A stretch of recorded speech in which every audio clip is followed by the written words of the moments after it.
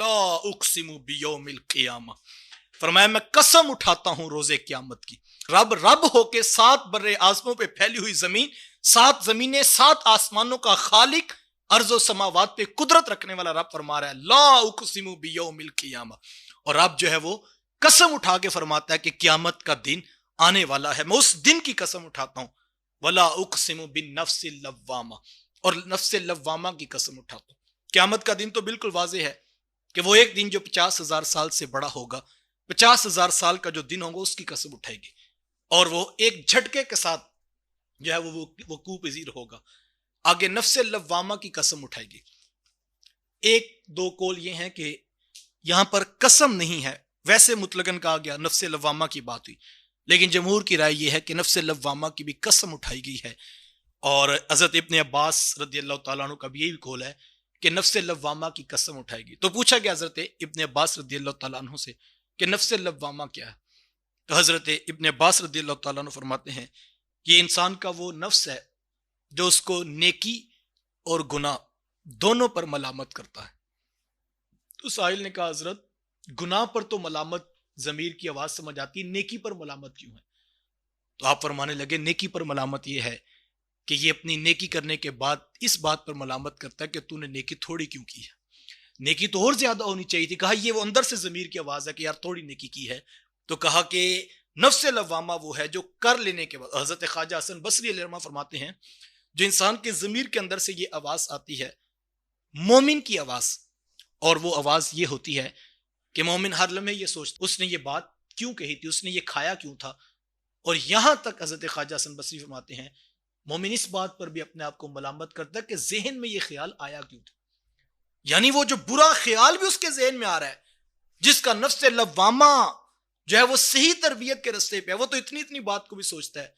तो कहा जो अल्लाह ने इंसान के दिल में वो ताकत रखी है कि गुनाह करने के बाद एक पछतावा सा, वक्त जाया हो जाने के बाद बंदा सोचता है यार काश के दोस्तों की महफिल में ये वाली बात ना ही करता, चंद लम्हों के हंसाने के लिए मैंने ये कह दिया था।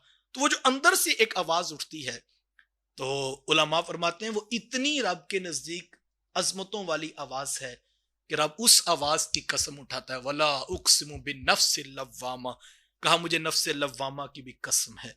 जरा गौर कीजिए, इंसान के दिल के अंदर जो चीज मौजूद है और वो हक की आवाज जो इंसान को जो है वो गुनाह करने के बाद मलामत करती तूने गलत किया, ये अंदर सिस्टम मौजूद है। रब के नजदीक वो इतना मोतबर, इतना असमत वाला कि रब उसकी कसम उठा रहा है। ये इंसान के अंदर आवाज है, और ये जब इंसान सुनता है तो ये आवाज आती, और जब गुनाह इतने बढ़ जाते हैं फिर ये आवाज नहीं आती। फिर वो बड़े बड़े कबीरा गुनाह करके भी ठट्ठा और मजाक करके उठ जाता है और उसको चैन की नींद भी आती है। तो उस नफ्स लव्वामा की कसम उठाई, क़यामत के दिन की कसम उठाई, नफ्स लव्वामा की कसम उठाई। तो फिर मजमून वो आ गया जिसका वो इनकार करते थे, अयहसबुल इंसान अल्लन नजमा इज़ामा, क्या ये इंसान गुमान करता है कि हम हरगिज ना जमा करेंगे इसकी हड्डियों को, जब इसकी हड्डियां टूट फूट कर शिकस्ता हो जाएंगी तो क्या हम इसको इकट्ठा नहीं करेंगे, हम इसको जमा नहीं कर सकते। तो अब ये वो एतराज था जो अहले मक्का किया करते थे।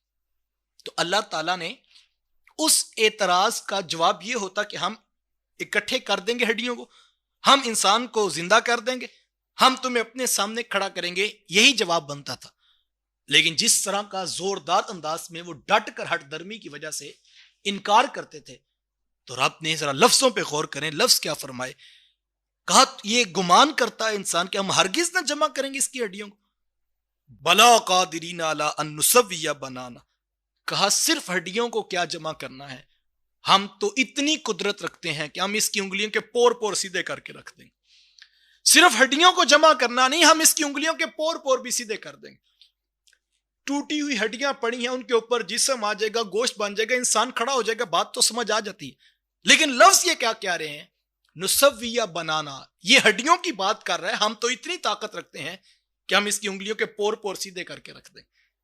और आज जदीद साइंस इस बात की तहकीक करती है कि लाखों अरबों इंसान इस दुनिया पे बसते हैं, लेकिन किसी एक इंसान के दूसरे इंसान की उंगलियों के ये पोर नहीं मिलते। ये फिंगरप्रिंट्स हैं जो हर किसी के मुख्तलिफ हैं। जब आप आईडी कार्ड बनाते हो तो ये फिंगरप्रिंट आप अपना देते हैं।